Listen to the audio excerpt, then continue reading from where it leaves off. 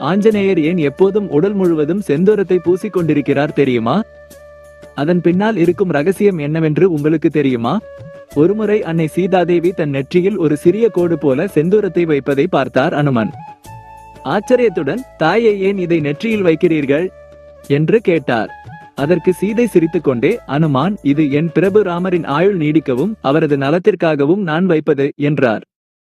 இதை கேட்ட அனுமன் ஒரு நிமிடம் யோசித்தார்.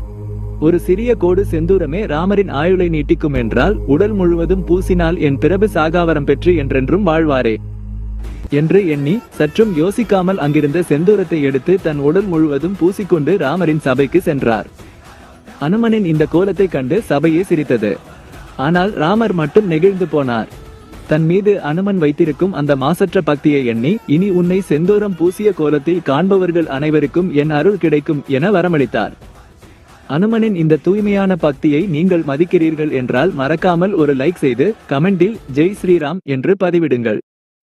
இது போன்ற ஆன்மீக தகவலை தெரிந்து கொள்ள எங்கள் சேனலை சப்ஸ்கிரைப் செய்து கொள்ளுங்கள்.